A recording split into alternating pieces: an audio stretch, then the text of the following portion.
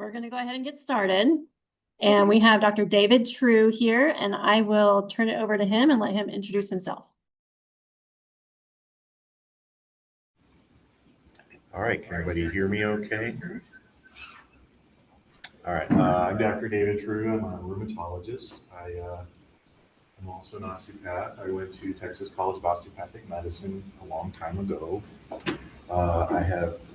I don't practice any longer. I practiced for 21 years, and I somewhat transitioned into clinical research. So the thrust of my talk today will kind of be a little bit about clinical research, not so much on actual clinical practice. I'm now currently serving as a senior medical director for Syneos Health, which is a contract research organization. And basically what we do is we work for pharmaceutical companies to help them conduct their clinical trials to bring their products to market. And so I do monitor on clinical trials, but then I also go and I sell our services to pharmaceutical companies to try to get them to hire us. What I'm going to start with is it's a proprietary website that we use at Syneos Health, and it is AI driven, and it helps us to. Do I need to do anything to share my screen? It's already sharing. So just hit your home. Okay. What it does is kind of harness the power of AI to help us optimize protocols for clinical trials. So we will often be asked to give feedback to a potential sponsor on their protocol, say, hey, these are the good things about it, these are the bad things about it. And this is still a work in progress. They actually just started using it in 2025, and so some of these features are not active yet. And some of the features, even though they are active, are incomplete. But I'm just going to kind of show you a very basic introduction. So I have an old protocol because I don't want to share any proprietary information that I'm not supposed to. Oops, let me go back. We're going to say demo protocol.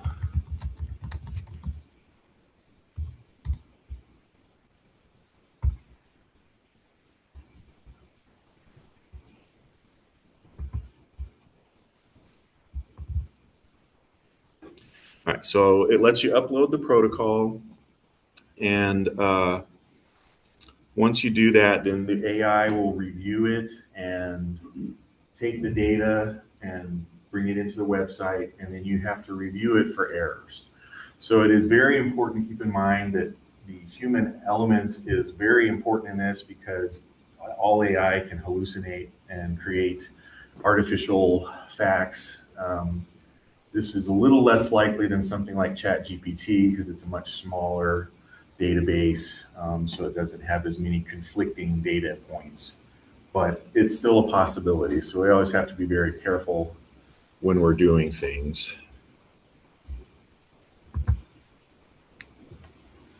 It doesn't take it very long to upload. So then I'll go back to home.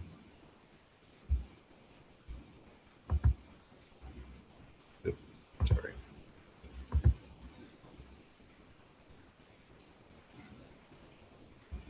So these are other protocols that I have put into this program.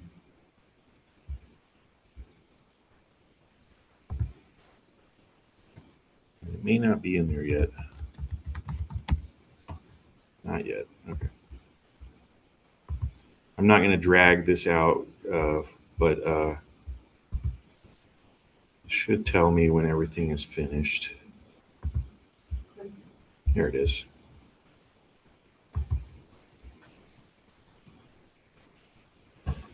It's a little bit slow sometimes. All right, so yeah, so it just reminds us that you have to review it. So this is basically on a drug that's already been on the market for a while, belimumab or Benlysta, and it's a treatment for systemic lupus erythematosus. And so this is an old protocol for a trial that's not active anymore. But it'll put in these original values. For time's sake, I'm not going to review it, but obviously if this was real, I would spend time doing that to look for any errors. So then it will, trial phase must have a value. I believe this was a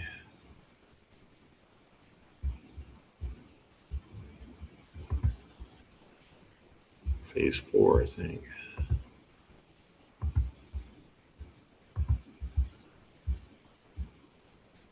No more than 4,000 characters. Okay, well, let's see if it'll let me do it. Okay, so clearly there's a whole lot of data in here, so we're just going to get rid of some of it.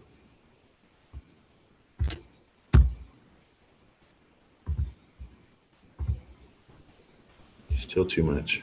Okay. We don't need medical data. Still too much. All right. Yeah, it's aggravating.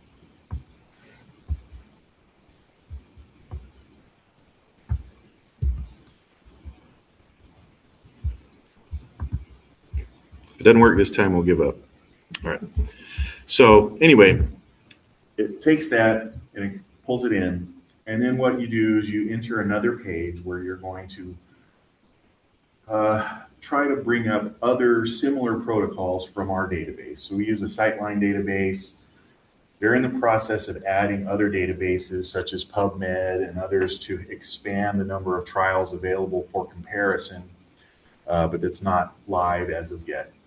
But one of the problems I've encountered with this is that because I deal with relatively rare diseases a lot of the time, with a small number of trials, oftentimes it doesn't have very many trials it can compare to. So it will give recommendations that are not clinically appropriate. So such as, it'll say for a clinical trial, hey, if you want to increase enrollment, why don't you put pregnant people in this trial? Well, that's not really a good idea for a phase 1 or 2 trial. So you can't really, in good conscience, make that recommendation. It'll have other things. Hey, if you want to increase enrollment, why do you increase the age of subjects in the study up to 80 years old? Which isn't unreasonable, but not always appropriate depending on what the trial is about. So there are a lot of limitations, and I don't use this product as often because of those limitations, but I am hopeful that with the addition of the second database, it will become more relevant for me because there's a big demand in our company for this. They've invested a lot of time in creating it as well as training us in how to use it. But this is a sampling of how we use AI in my job. All right, and then I'm just going to go back to the other page. So now I want to show the slides. Appreciate the technical assistance. All right, so this is my talk today. I'm going to talk a little bit about e-learning and AI in medicine and research. It's really 3 small talks that I've clumped into one. I did use AI to help me generate this talk, so I'm not getting a term paper graded, so I'd otherwise get in big trouble. But, my technical help is doing things for me. It's right on the share. They're fine. Okay, so let's jump right in. So, how is artificial intelligence affecting medicine? So we'll start with this. This is just an overview created by ChatGPT. Obviously, medicine is becoming more and more complex. There's not enough of us doing it. There's a lot of growth in things that we need to access to get appropriate information. We need to be able to do that in a timely fashion. And there's a big push to have patient-centered models. AI can help with this. So obviously AI is helpful in diagnostic and clinical decision making, precision and personalized medicine, drug discovery development, patient monitoring, robotics, administrative automation, looking at medical codes, and then public health analytics, looking at incidence, prevalence, and so forth. With imaging, actually AI can now read a chest x-ray with greater accuracy than a radiologist in many cases. Can look at for fractures, infections, so forth.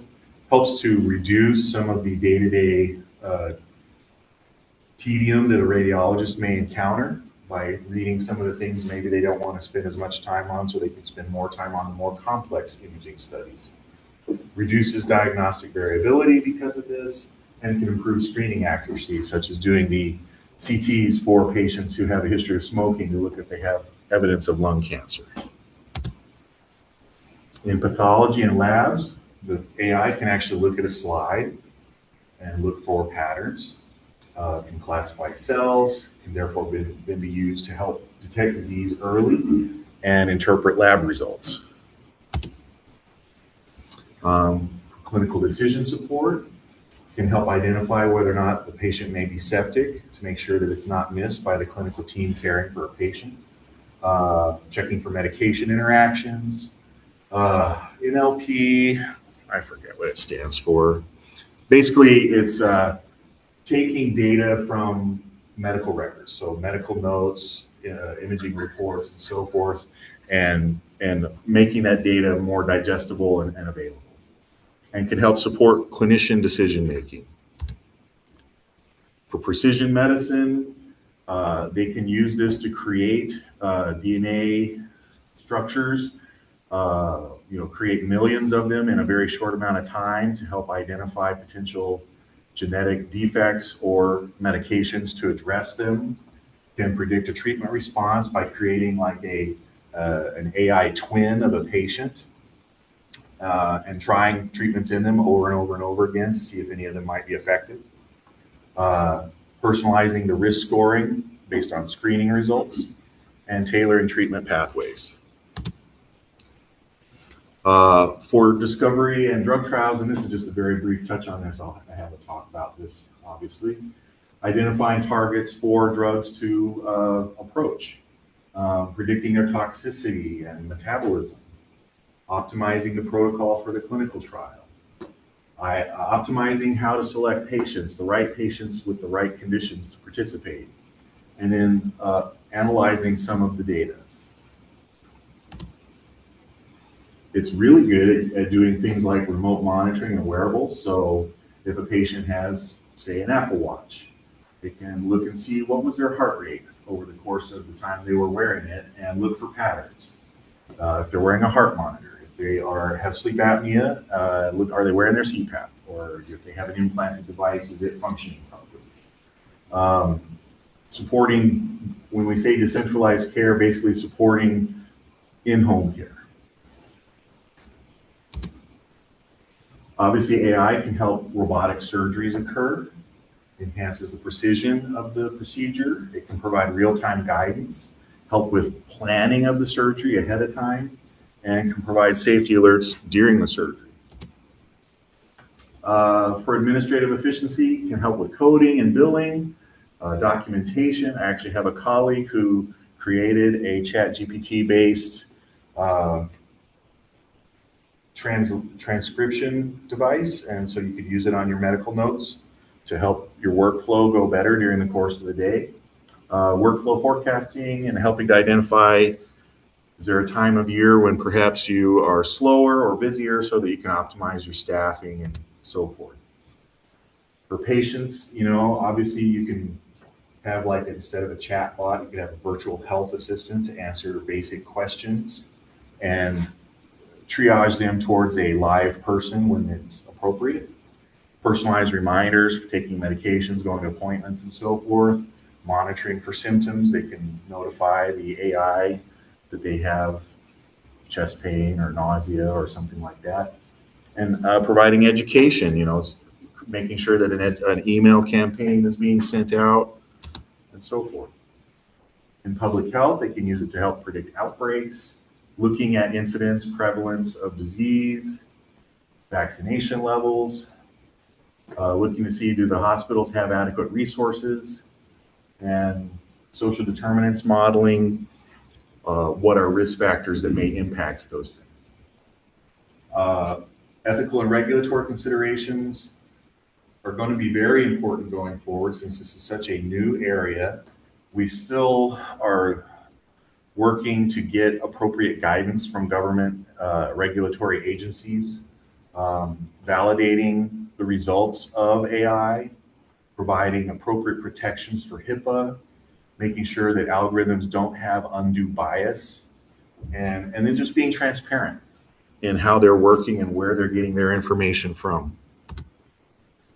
Some challenges to implementation. Obviously, there are lots of holes in the data, or some data is better than other. There is a regulatory burden already discussed. Integrating with clinician workflows. If you're not used to doing it, it's a change, and that's obviously something that providers are not going to like when you have to change your workflow, because that's an adjustment. And then just regulating how AI is utilized. However, it's obviously going to be important. I've kind of already talked about that, so we're going to skip to the next slide. Let's talk about AI capabilities in clinical trials now. So this is what I do. Why is it mandatory?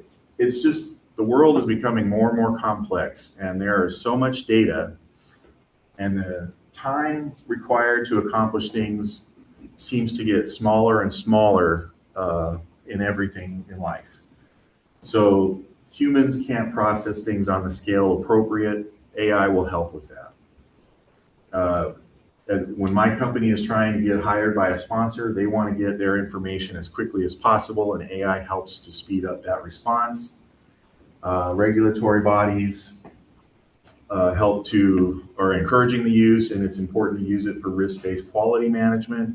Basically, that's just looking and doing monitoring based upon what are the risks of the study and assuring quality while that's going on. And that's performed by people, but AI can help them. It helps to reduce blind spots, looking for places where the data may be not as easily available to the people, and so making sure they don't miss it. Protocols are now averaging over 200 endpoints. That's a lot, obviously. The patient burden in studies is increasing, and if you put a person in a study and then they drop out, you lose their data, or you may only get incomplete data. That is not going to help support that study outcome, particularly if you're looking at an outcome study, such as, say, heart attacks of drug A versus no treatment, or standard of care treatment, because that would be unethical to have no treatment.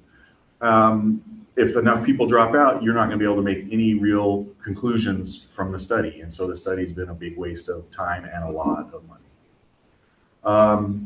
Looking at data sources from all sorts of places. And the fact that, you can use AI to cross geographical borders. So you can share information with people all around the world and collect information from all around the world. So obviously you'll see a lot of repetition in this talk, and I apologize for that. It helps to augment staff capabilities, standardizes quality all across the world, and supports rapid scale up without loss of quality and consistency.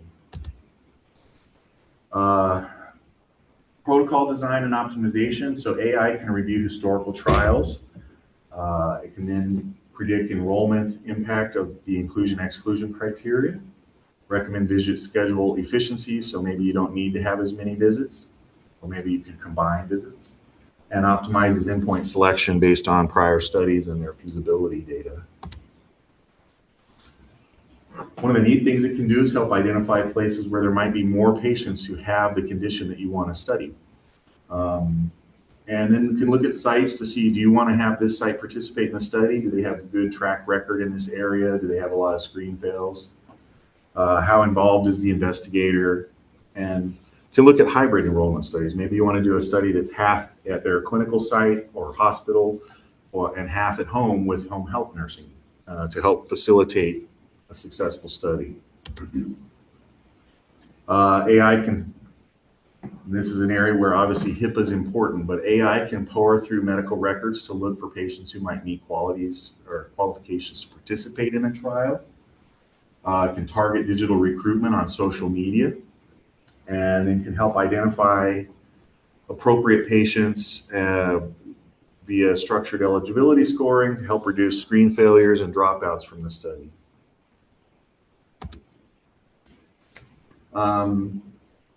You can use risk-based monitoring algorithms with AI. I've kind of talked about that already on an earlier slide. Help look for outliers. Why is this patient's result very different from everybody else's? What's wrong? What broke down? And help the human monitors figure out their most efficient and appropriate workflow.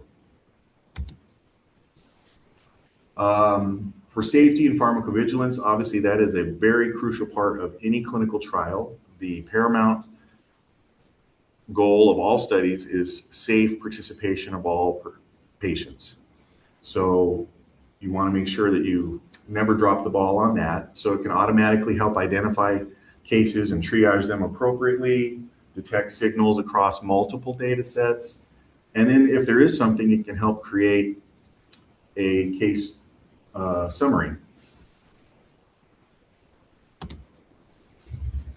It can help to identify if there might be problems with enrollment that might slow a trial down. Look for drug shortages or supply chain issues, schedule the people that go monitor, and look for problems ahead of time. It helps identify signals across all different data areas, can generate medical review summaries, as I talked about, and can look through clinical notes to help compare investigator notes against them to see if there's any data discrepancies. We've already talked about how it can monitor and interpret wearable data devices, can look for missing data streams and predict safety concerns. Identifies dropout patterns or risk patterns, helps to keep the person engaged by personalizing messages to each person. And then AI chatbots can help with scheduling, visit coordination, and identifying any technical issues. Another thing that's interesting is so AI Insights can help look at how does this company maybe need to approach the FDA about their product. So you can help give this advice on what can you do to have a successful trial and bring your drug to market. Supports real-world evidence and medical affairs alignment, and helps support engagement with the sponsors across the entire study life cycle. All right, let's jump into e-learning. I'm going way faster than I expected, so you probably guys will get to be done earlier than you were expecting. So I've taken a lot of this from a talk that I attended at the American College of Rheumatology in October. There were 3 physicians that kind of had a full presentation on e-learning, AI, social media, and their impact on medical education and medicine in general. So I have freely stolen this from them. Based on data from 2018, there are approximately 3 million journal articles published every year. That's a lot of reading. There's approximately 30,000 medical journals, and that continues to grow. And that's obviously not just paper, but e-journals as well, open source journals. And it's estimated that about every 2.5 months, the amount of medical information that exists doubles. So you guys have a lot on your plate. So e-learning risks, nothing is perfect. And some of the issues with e-learning is that you are isolated. You're not necessarily in a group setting where you interact with people, so you don't have that connection with people. Whoever's doing or conducting the e-learning training has to be comfortable with the technology involved.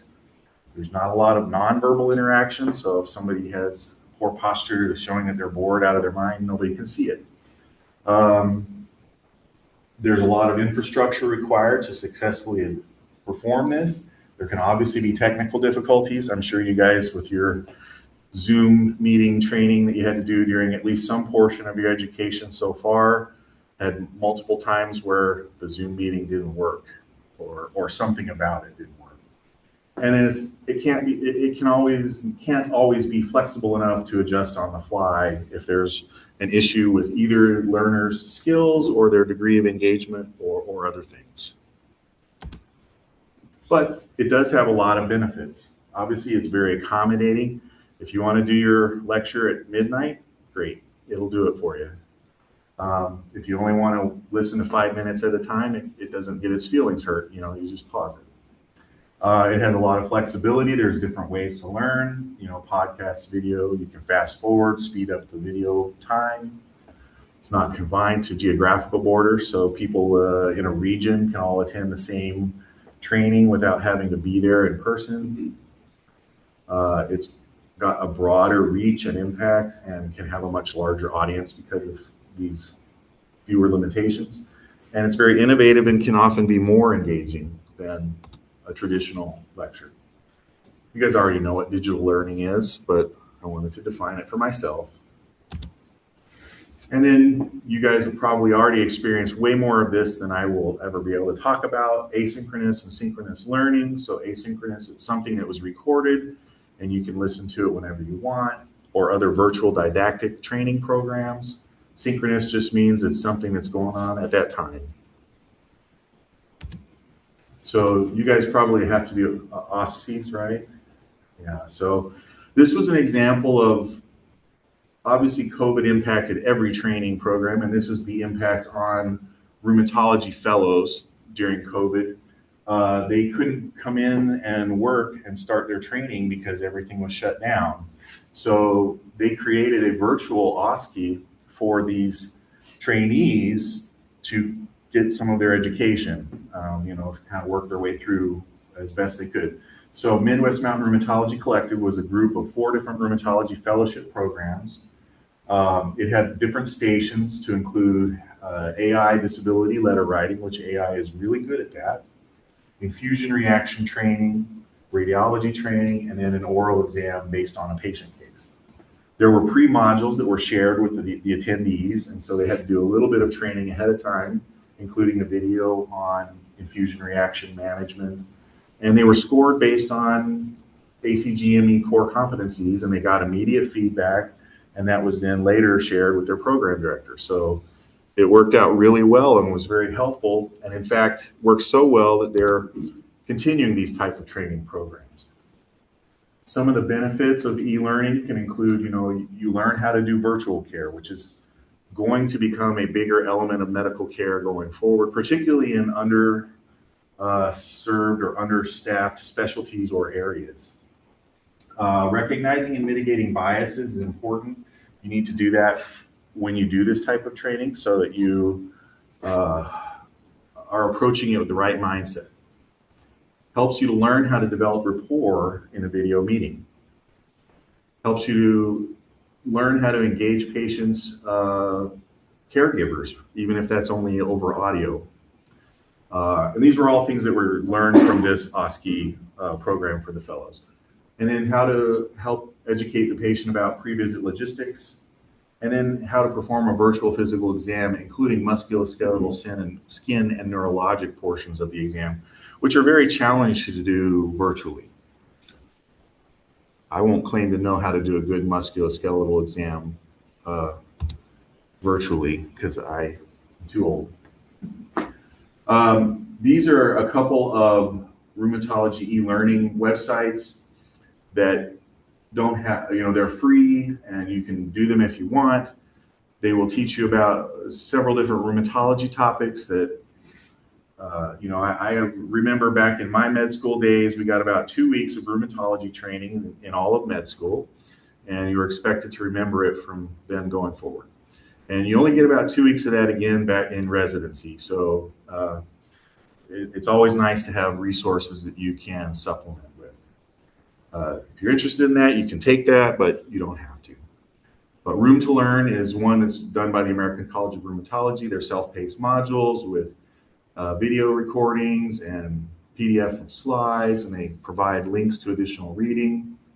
Virtual Fellows in Training program has 3 different learning sections with all sorts of different topics. And so if you were interested in those, you could certainly access those at your leisure. I have one slide that's out of order, so we're going to go to it first.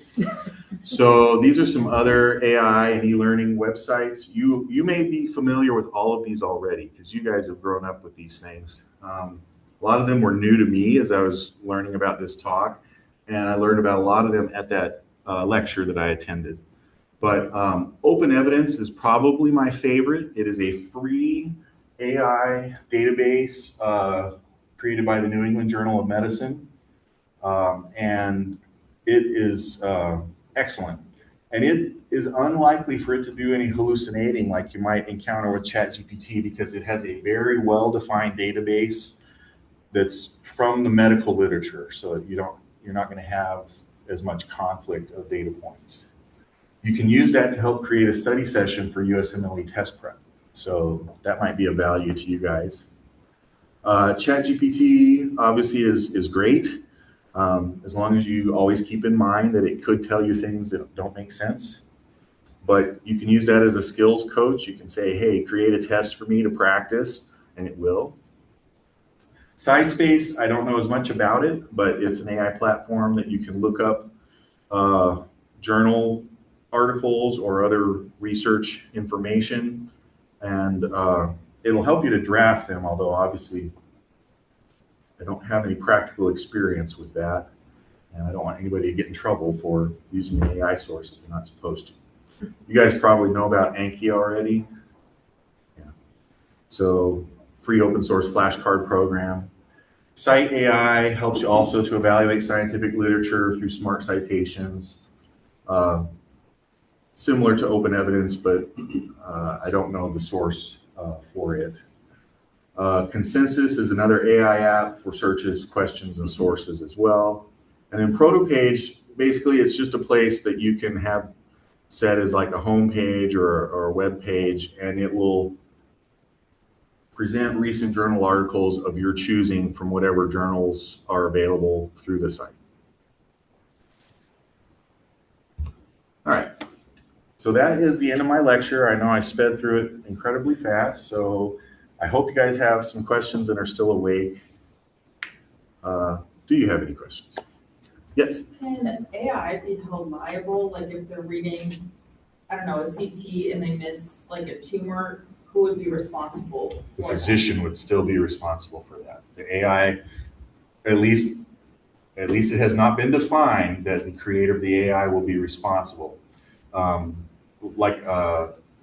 That protocol page that, it was developed by my company. And so they are always very careful to point out any potential flaws in its AI reasoning.